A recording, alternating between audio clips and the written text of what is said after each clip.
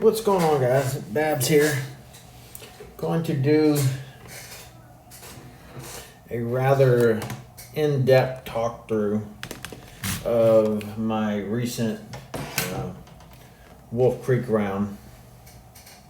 The 1000 credit Wolf Creek Ready Go, and just want to see if I can't break things down a little to help those out there who may be struggling with this course or just looking for alternative ways to hit shots. So let's dive right into it. What do you say? So I'm using the 97 irons and 87 ball just to give people a sense of, maybe talk through some things on how you might be able to modify your shots based on what you're seeing. So right here, a lot of people might say hit a punch in this situation.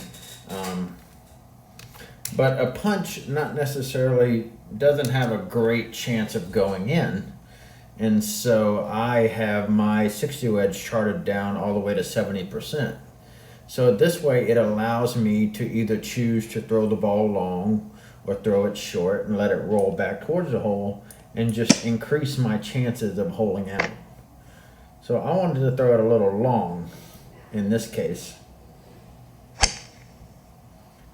See, threw it 40 yards and it spun back.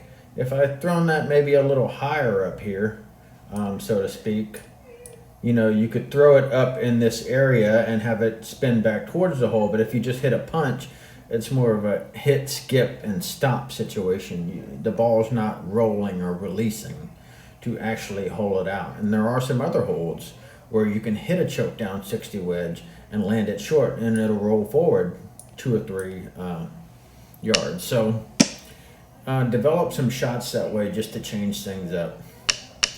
You see in me right there, that's just me checking the vertical dots a little bit to see that they're going into the putt. So it's practically a dead straight putt.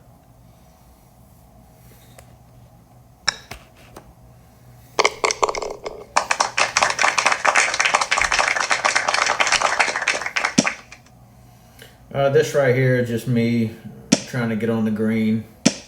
Obviously in my head right here, I said, WGT still hasn't allowed mobile players to double click the screen in order to move the aimer.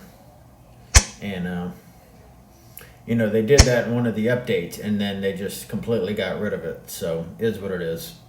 So we're going to put ourselves on the green here. So now I'm on the green. And some people might think, oh God, this is a horrible situation, and it can be if you don't play it properly. So yeah, the dots are moving pretty quick, but I want to talk about the speed of the putt. If I were to hit this putt at speed, this would be a 58% 60-foot scale putt, but I don't want to hit that because one, I have to go over this hill, and I'll show you in the reverse view. And I'm going to get rid of the flag. So here, I have to go up over the hill, but then once you get up over the hill, it comes back downhill.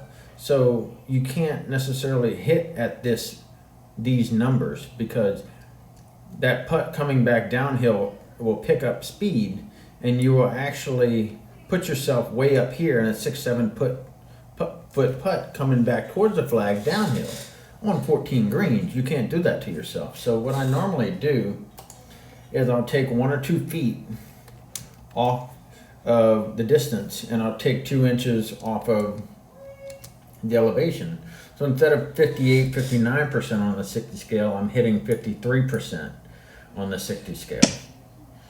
And then I just kind of get a sense, I'm not expecting to make this putt, but I'm looking at the dots along this area to see what they're doing as I'm getting my stopwatch out and what's going to put me in a right aim plane to safely be near the hole. And that's all I'm doing is I'm just comparing what's the safest putt right here. So you'll see I get it right about 56%. And you see how it slowly dies.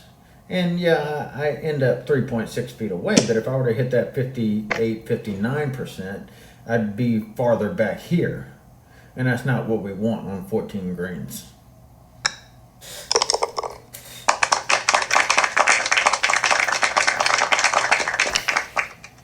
So here we have the front pin. We got a headwind here.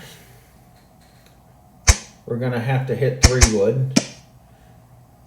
So what I'm doing here is, if I take a screenshot of this, and I'll mark this up a bit for you. So this blue line right here, there's this trough right here, and that's where the trough is, and then everything flows this way downhill, if that makes sense. So if you're planning into this shot, you have to be careful that if you come up too short, especially in a headwind, you'll roll right off the green. So you have to plan to go beyond the flag and make sure that you get in a position to leave yourself with a decent putt and not come up too short because you didn't play the elevation right or you didn't play the wind right. So yeah, put yourself on top of the green, leave yourself with a chance at getting a good look at a putt.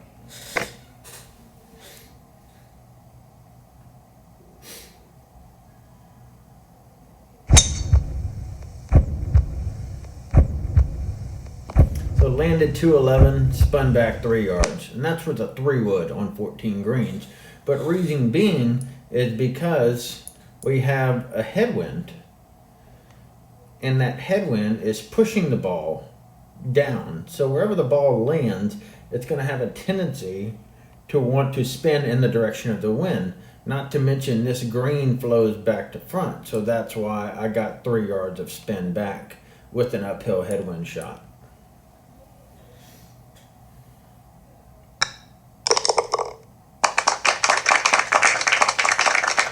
Now, some of you might have less expensive balls with not a lot of spin. You're going to need to play into that factor that you may not be able to throw it long. You may have to throw it at the flag and let it bounce forward. So keep that in mind when you're planning your shots. So again, this right here, these greens for both of them, they're designed as a backstop. And what I mean by backstop is that this right here is a bowl, and this right here is a bowl, and all this does is flows down like this. This flows this way, downward like that. And so if you want to have a tailwind shot like this, use that to your advantage, as in you can land it on the back and use it as a backstop rather than trying to underplay it and come up too short. So that's why you'll see me add a little topspin to make sure that I emphasize the ball moving forward and not spinning back. And you'll see it landed 58 yards and stayed 1 yard. If I didn't put that topspin on it, it could have spun back 3, 4, 5 yards. So that little bit of topspin helped keep me right here.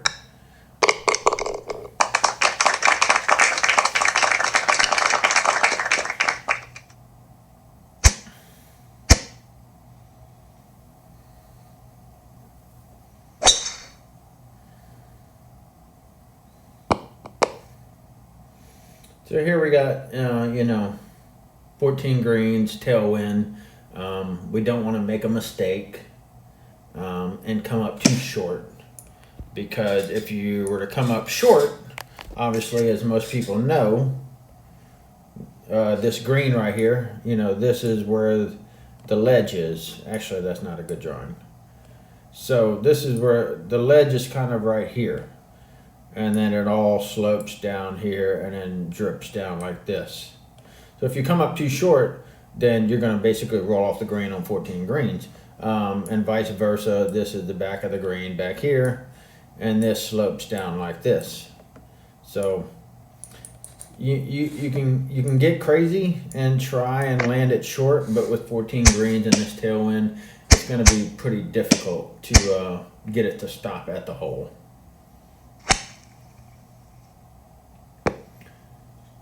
So just put yourself in a position, see how I ran that ball up because of the speed of the green. That's basically what I wanted to do. I wanted to be able to take the ball and use the slope of the green to my advantage. That way it brings itself back down. When looking at this putt, I'm looking at these dots right here and these dots right here. And I'm saying, how is this ball going to bend in such a way that I can miss on the right if I do miss? That's my game plan.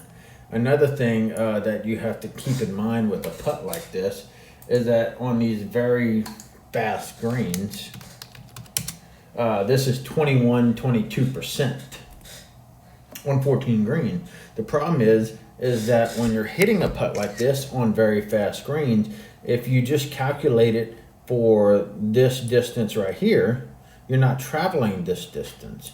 The putt is actually traveling this distance.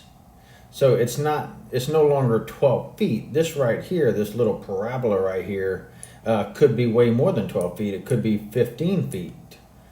And so you have to compensate for that extra feet by adding a couple more percentage. So I calculated 22%. But as you can see, I'm hitting 24%. So the ball then comes out and falls in.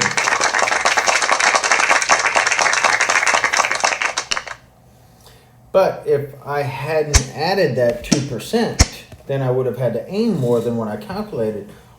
Or if I just went with my aim calculations, the ball would have turned a little shorter because I didn't hit it hard enough. So little things like that to keep in mind with shots like that.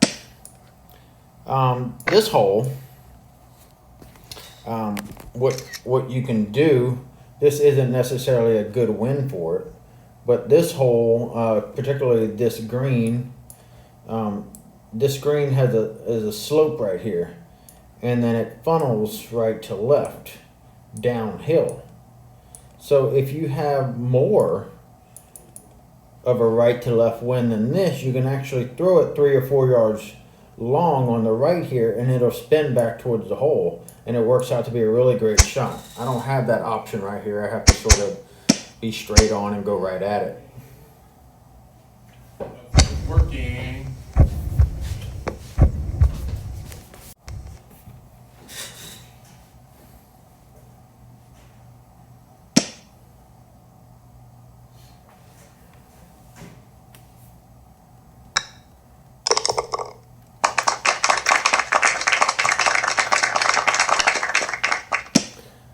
So here we have, a nice tailwind, but you have to be careful with your aim on these tailwinds, because sometimes you can get the aim wrong and then end up down here in this little lower ledge area trough. So I just wanted to throw it in the middle of the green and give myself a chance at maybe having a putt. Obviously that's not the misting that you want to have off the drive. As you can see, it went a lot farther to the right than necessary. But I much would have preferred to be more in this area. That's just one of the things you're going to have to roll with it and move on.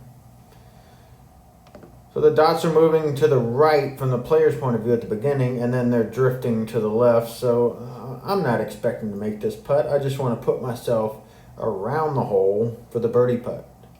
And that's it. If I make it, great. But obviously it's good to record your round and then find out, what happened to the putt that you didn't see. And that's something that I like to remind people, that it's always good to record your round sometimes on difficult courses.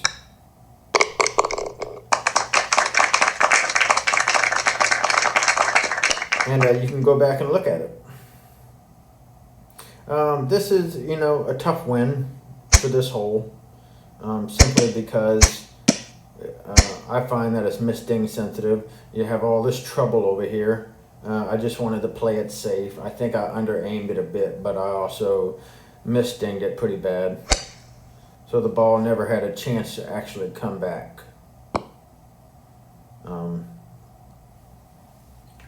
Wanted to avoid going in the rough, obviously, but not the greatest drive. It's just one of those things where it's a difficult hole. Certainly crosswinds on this hole, you kind of want to stay out of trouble if possible. If you make a birdie, great. Just got to move on. And so here I kind of looked at the dots and I wanted to see, you know, is this high enough? At the time I thought it was high enough, but I was wrong. So now looking at it again, I can kind of see what I missed and what I didn't see. And it started off breaking sharper than I thought it would. And that's what I didn't see the first time.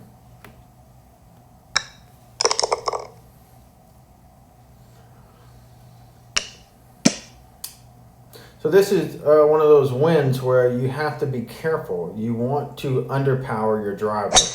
Unless you're completely comfortable with hitting a punch. The idea is that you don't want to try and hit a punch into this green because 3 reasons. One, it's a tailwind and it's a hard tailwind. 2, we're up 21 feet. So basically the apex is going to be a lot slower, if that makes sense. So basically, you know, let's say that we have the flag being right here. This is the flag, and the player is right here.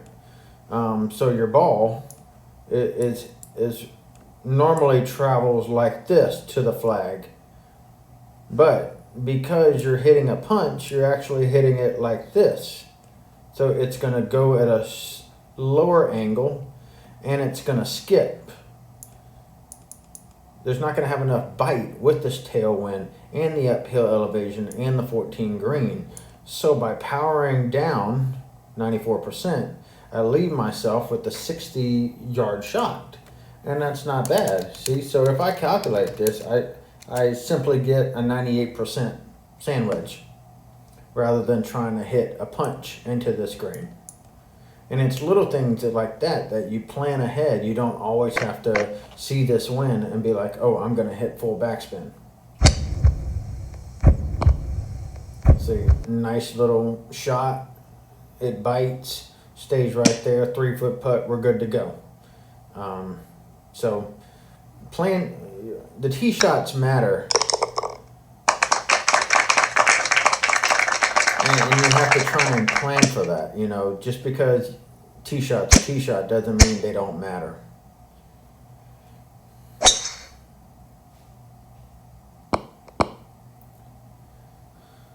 So with this green, I find that, you know, the wind has a little more effect, so I need to aim for this area over here, and then it's going to spin in the direction of the wind. So I had 4 grids of aim, but I moved it to 4.5 grids of aim. And I'm adding 2% to the power. So you see how the ball landed here and spun this way. That's because that's how the wind is blowing. So keep that in mind. It's not necessarily where you want to land the ball as much as you want to know how the ball is going to end up.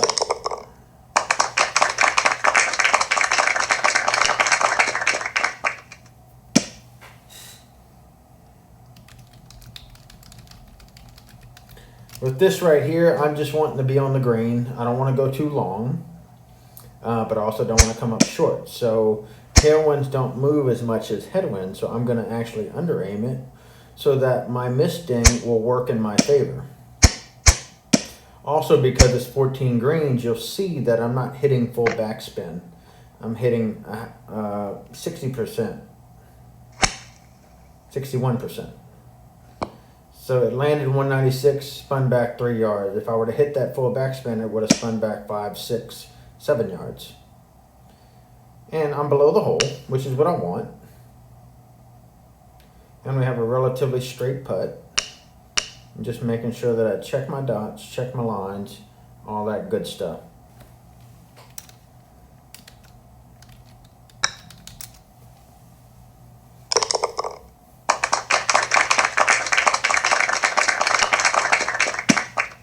So again, with shots like that, unless you don't have a high spinning ball, if you have a higher spinning ball, you don't need to use full backspin. It'll bite you. If you have a lower spinning ball, you most likely have to use full backspin in order to keep the ball on the green.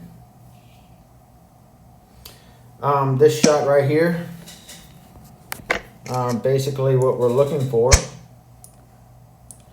is that this green slopes. So I'll zoom this in like this. So the green has a high side up here, and then there's a trough right here.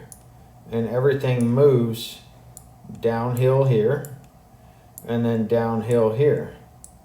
So you have to clear this little ledge or trough here on the beginning of the green in order to utilize that to your advantage. If you don't clear that, you're going to come downhill, you're going to have a 20-something foot putt up and over it. So the idea is to land it short, just above this ledge, and let it roll towards the hole. And you'll kind of see that that's what I did here.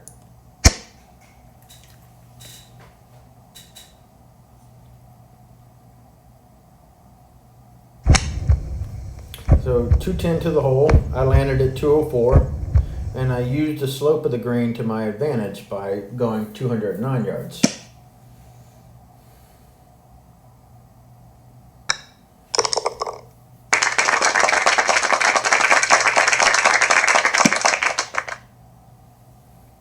Again, if you have a lower spinning ball, you're going to have to anticipate how to work around that ledge to get yourself to run up and over it if you don't have the amount of bite that you want. This one, you know, it's the tough pin, so I'm just going to play it safe.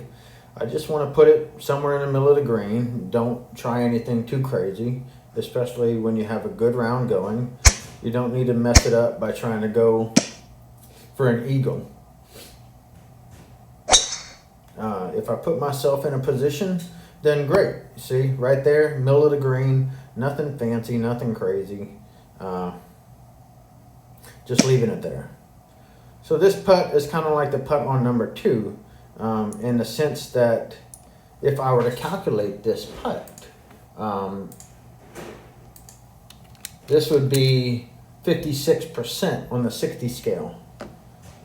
But as most of you know, you have to be careful, because if you go back here behind the flag and you miss the putt and it's too fast, you will end up rolling that putt. It could be a 4-foot putt that you miss. You could roll it all the way back down to where I am again and off the green.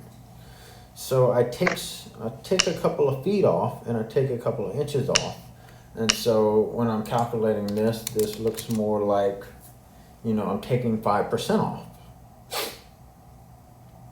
And again, I'm not expecting to make this putt. I just want to get it there to the hole, be around the hole and near the hole, so that I can leave myself with a surefire birdie. So you see I hit it 51%.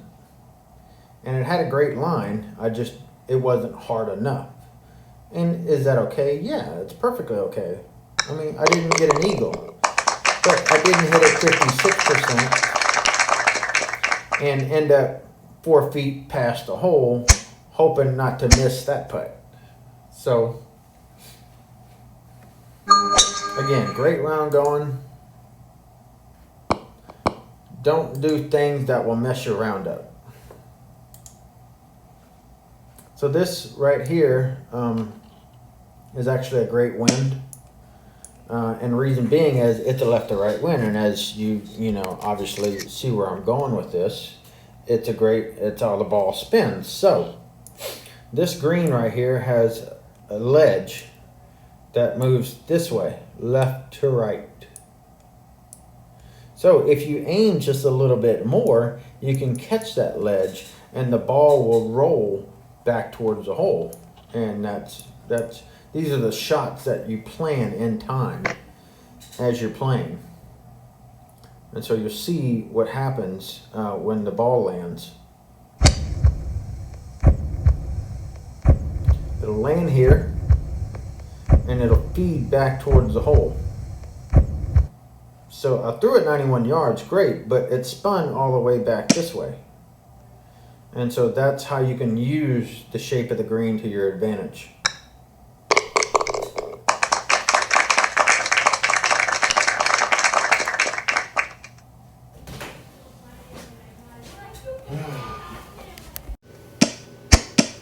So here, pretty straightforward hole. Just make sure that you don't come up too short. Otherwise, the ball will have a tendency to spin back a lot. So I like to throw it long. It's a pretty straight putt. I actually didn't think that it would go that long. As in, like, the headwind didn't do anything. But one of those mystery situations where I just had to roll with what the game gave me, and you know, for the most part, rely on my putting to try and make the most of it. This is me just reiterating what I think the dots are doing. Obviously, 14 greens means they're going to do a lot more than what they look like.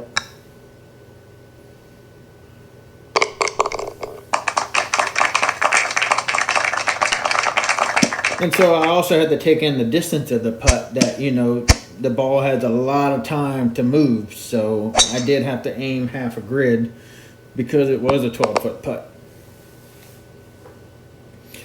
This is one of those shots where I find there's a lot of wind effects, so you have to add a little more power to it, especially since it is also downhill. That was me canceling the shot just to confirm what I calculated. So I calculated 98%, but 98% would have gotten me 92 yards. So I wanted to hit a full shot just to make sure I didn't get any added wind effect from the downhill approach.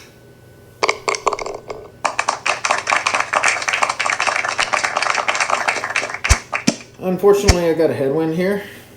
So, you know, you think, well, a headwind, great. It is the front pin. And so I took a second to, you know, I checked the camera angles with both grids. And so then I took a moment to understand, okay, what do I want to do with this shot? The front pin, it basically shaped in a bowl, so it's kind of bowl shaped like this, and it flows downhill in this manner. And so when you're looking at that, you need to understand, you know, what are you given? I'm given a headwind.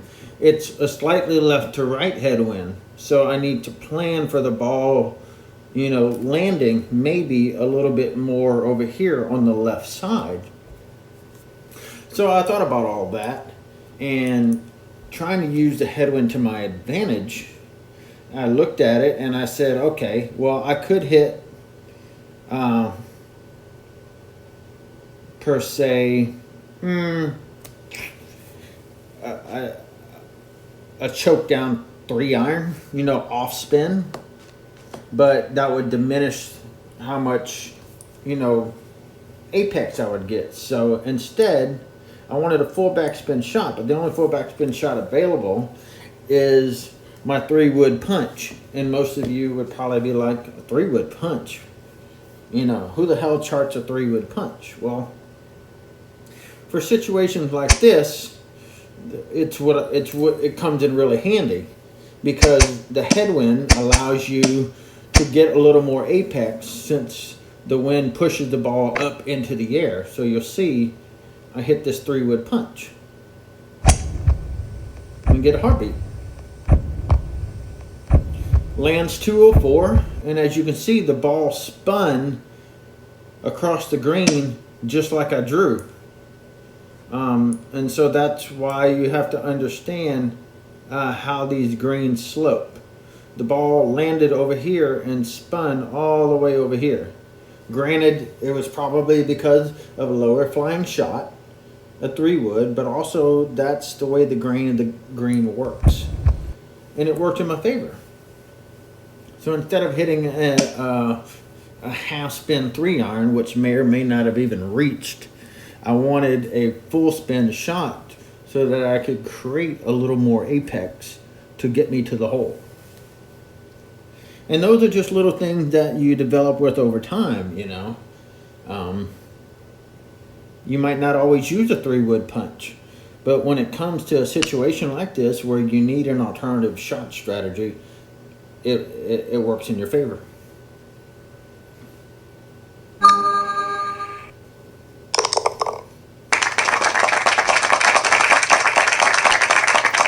So then we come to this hole, and we have a pretty good headwind, which is what we want. It's not strong enough to where we won't reach.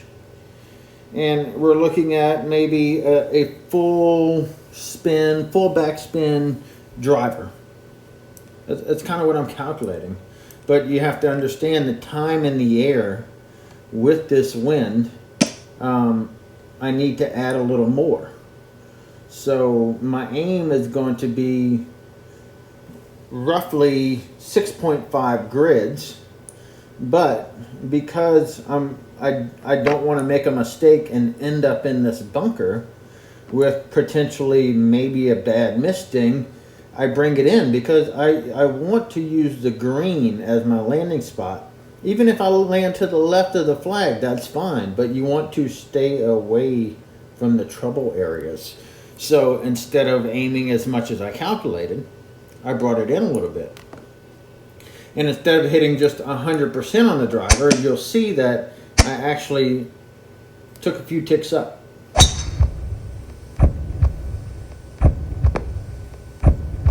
And with that headwind, I got a little more distance out of it.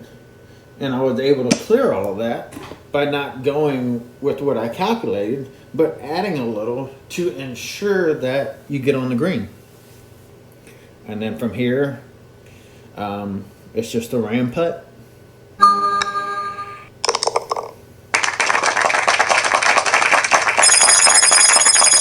And we finished very strong with a 24, eagle.